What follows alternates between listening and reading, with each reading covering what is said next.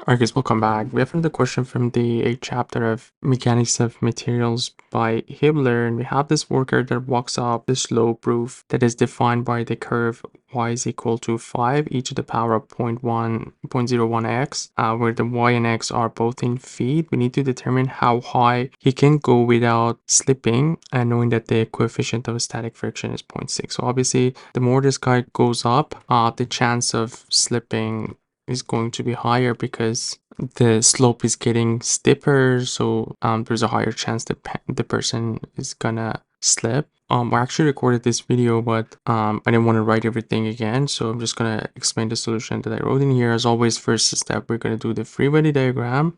If you look at it, we have multiple forces in here. We have the weight of this person, we have the friction, the normal force, and we called the slope at the point that the person is falling theta. So if that angle is theta, this one right here is also theta. And because we're going with the equilibrium assumption, because the person is about to fall, that means we are still in equilibrium. We are just 1 second away from slipping. So that's why the friction we have is the static friction. And because the person is going to fall down the slope, the direction of the friction is going to be to the right. And yeah, that's pretty much everything for the free body diagram. So all the forces that we have is going to be F, S, and W, and we can consider one single force for F and N, which is going to be the resultant of both. We show it with R, and in this case, if we just show the resultant of F and N with R, basically R has to be equal to W, which means this angle right here has to be equal to that angle theta. So we know that F is equal to coefficient times the normal force, so coefficient would be F over N,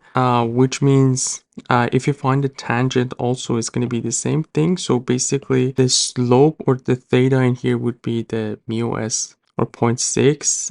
Another way to show that is just defining our x and y in these two directions.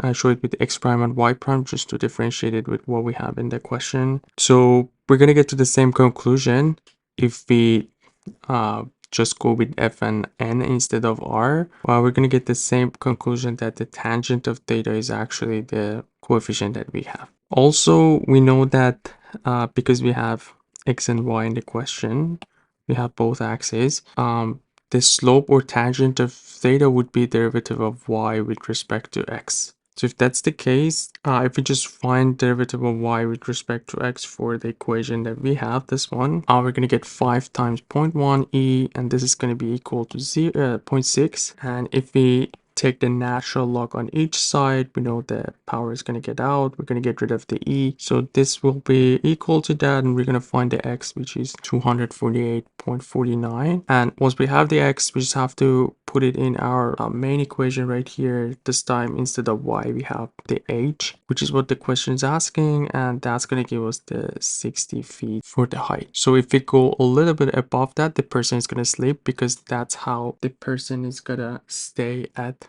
equilibrium. A little bit above that, it's gonna make the person slip. So yeah, sorry again for not writing down the solution step by step. There was a problem again in the previous time I recorded this. The sound was off somehow, but yeah, let me know if you have any questions. You guys take care. I'll see you in the next video. Have a good one.